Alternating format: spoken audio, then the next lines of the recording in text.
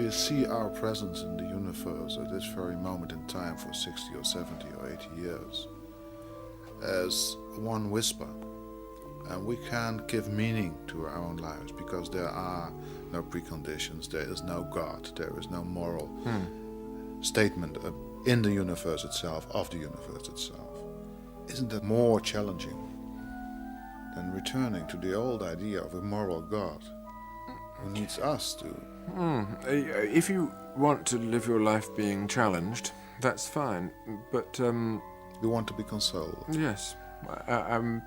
No, I mean, there are a lot of things which are more challenging than my worldview, but it doesn't follow that they're, for that reason, more true. And it's possible for someone like Rilke to live with a kind of death of God feeling, to say to himself, God has been taken from the world along with so much else. I will now remake everything according to my own inner light and find consolation there. And to some extent that's what I do. But not everybody is Rilke. Most people deprived of this kind of consolation don't rise to the challenge at all. They sink a long way beneath it and live without that aspiration to be something better that they would otherwise have had. So I'm very much opposed to taking this sort of thing away from people. If you lose it yourself, then of course that could be regarded as a misfortune, or you might regard it as a great liberation, as Nietzsche tried to do. But that's your problem, you deal with it. And, I have my own way of dealing with it, and I think I have dealt with it, and worked my way back to something, not really the God of organized religion or anything like that, but I've worked my way back to something like the God idea. I'm given it a place in my life which enables me to stand to some extent in judgment on myself, as I think I should. If I say afterlife.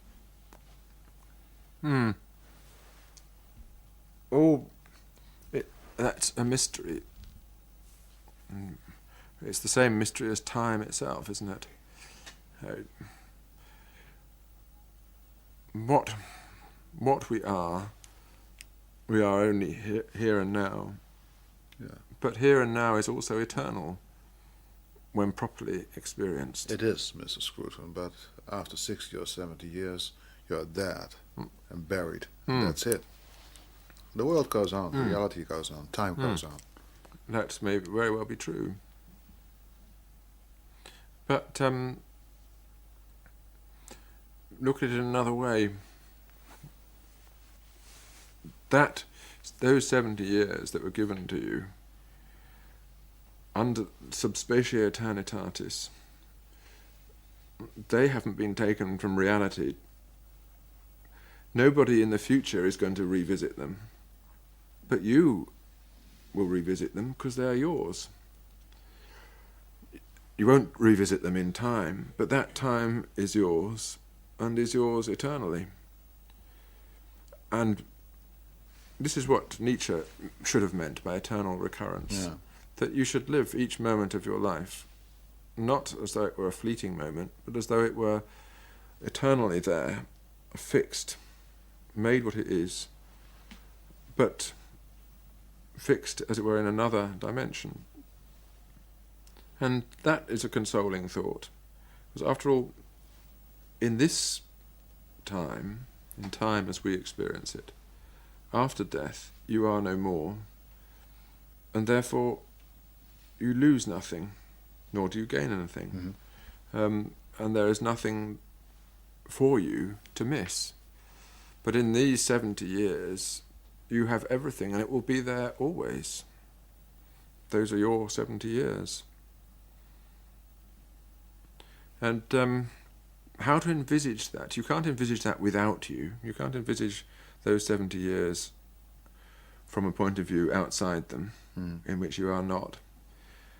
Any perspective that you can have on them is a perspective which will show them to be eternally there with you.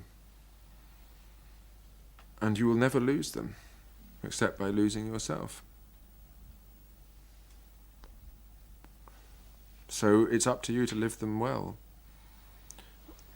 And when Dr. Faustus in Christopher Marlowe's play says, "This is hell, nor am I out of it," that's what he means. His pact with the devil has translated his world into hell by the very fact that it's now based upon a compromise of his being, a surrender of his freedom to a force which he detests.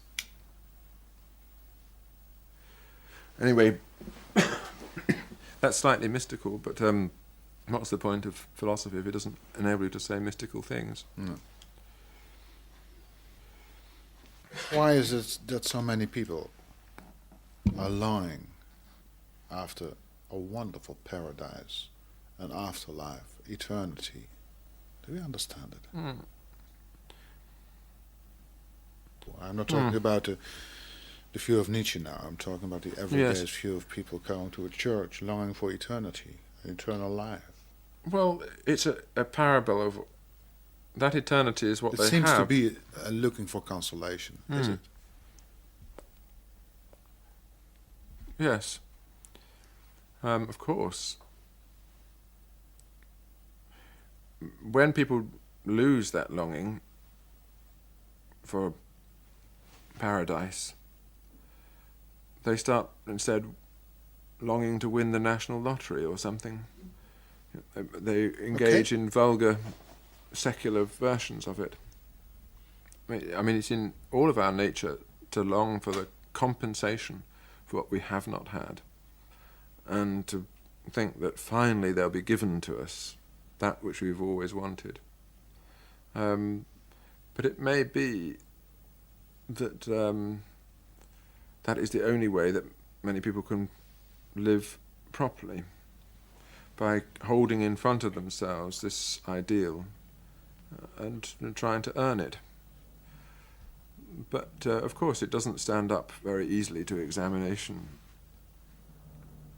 But there's nothing vulgar or silly in wanting that. And after all, the greatest trial that all human beings have to confront is that of death. How to accept the fact that that I will die. What is it that how should I think of myself in order to do that? I've just given a way of thinking of it, which makes it easier for you, people like you and me, to confront this. But it wouldn't make it easier for many people. They need something else.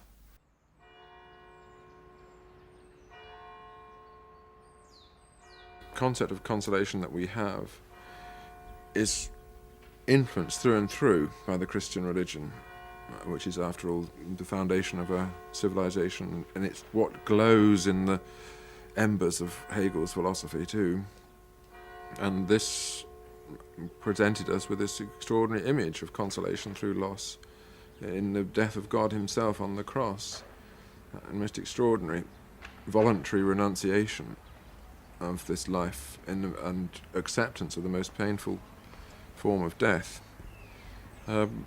which in itself perhaps has a tragic quality to it, but also is a redemptive story. It's a story about the redemption of the soul through this repudiation of earthly things. Mm-hmm.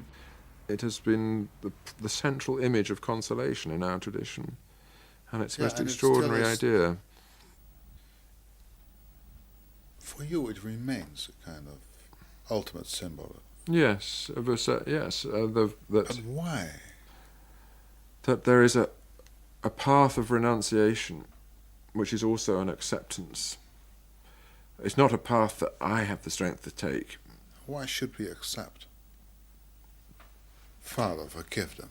Come on. But why should we not accept when we have to?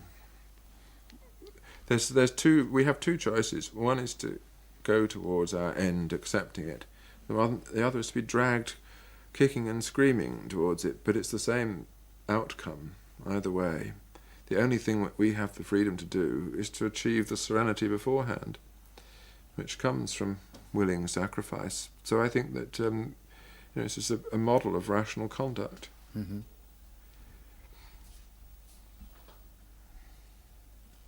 Now, that's enough of that subject.